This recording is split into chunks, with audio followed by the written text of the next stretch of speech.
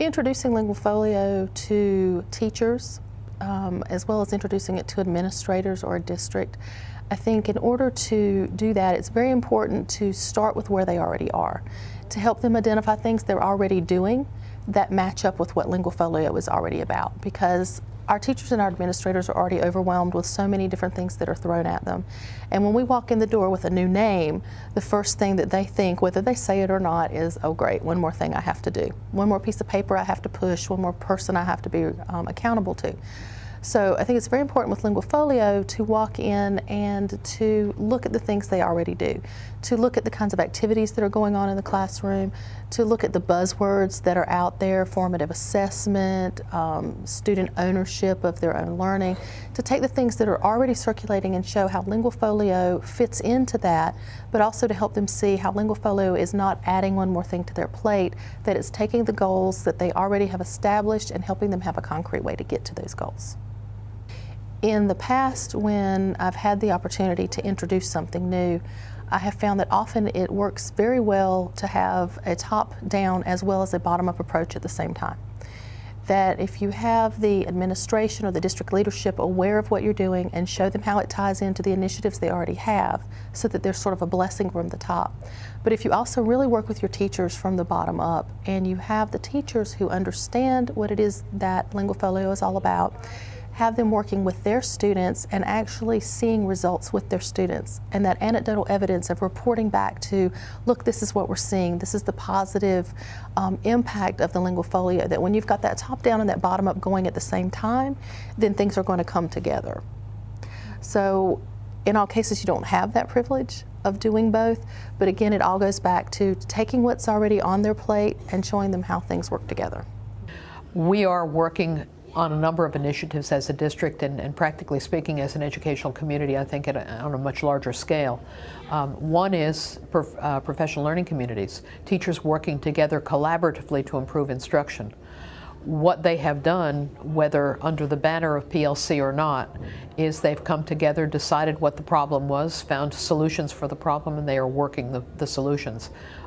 That, again, is a terrific model for what we all have to do in our individual content areas. We all saw what she was doing and talked to her a little bit and realized that we liked what was going on in that classroom. And at that same time, we were very frustrated with the book, because the book had so many things that we had to teach to the students in one chapter that we felt was overwhelming, and that we couldn't teach it to them so that they caught mastery. So last year in the fall, we started the spring before, saying we're not happy with this, what can we do? And last year we went to training for LinguaFolio because Jeannie had had experience with it and she liked it. So that was the first step, but to get the training for LinguaFolio. And we set some goals for ourselves.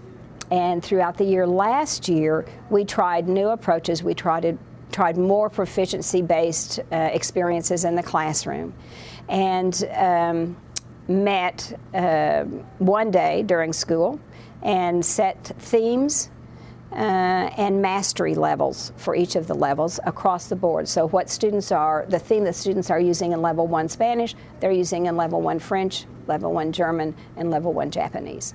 And the mastery level for each of those, the things that they have to master at the end of that year, are the same across the board. And then we met later on in the spring and set a rubric for A, B, and C grades in each of the levels, what they needed to be able to produce in all four areas: the writing, the speaking, the listening, and the reading. And that's what we've been using this year. And we just met yesterday and said, how are we going to put this rubric into practice for the final exam? And so there was a lot of discussion yesterday about how we were going to do that. And each of the levels then is going to meet and come up with some ideas, and then we're going to share some of those. So it really is a work in progress. And we'll evaluate it this spring at the end of the year. We'll evaluate it again and say, what do we need to change and where do we need to go from here? I started this last year with my class last year, and I don't think you have to feel like you have to do it all. You can't get it all done at first, because it should follow them. It's a progression. So I'd like to go, I'm trying to go to 5th grade next year, and then I'll have my kids back that I had last year, and then follow up with them. So it would be interesting to see going through the checklists in 5th grade with them, what's changed, how they've progressed, and then seeing their dossier, what have they added since, and what they've put in there. So it's an ongoing process. It's not just a one-year thing and it just stops. And for the teacher, if you stay in one grade level, you can say, okay, well, this project worked well, or this needed to be tailored, and kind of build up units that you can use with LinguaFolio. So, you know, it might be tough that first year, but stick with it, because the next year it gets easier, and the next year it'll get even easier after that. The way our system is set up here, I meet with my students every day for 90 minutes, 5 days a week for a semester. So I see them for 90 days before we're done. I normally try to allow at least 3 to 4 weeks in between times that I formally pull it out in class.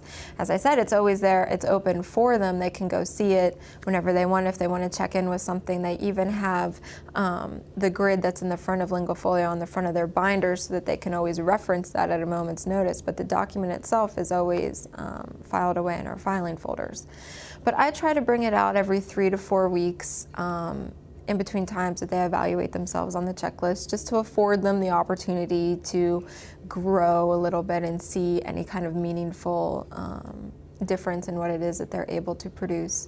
So for me, I've found that to be most helpful. If I were teaching a class that didn't meet every day, I would probably look to bring it out a little bit less often, maybe every 4 weeks, every 5 weeks, just again, so the students have time to apply new things that we've learned in the classroom and grow effectively.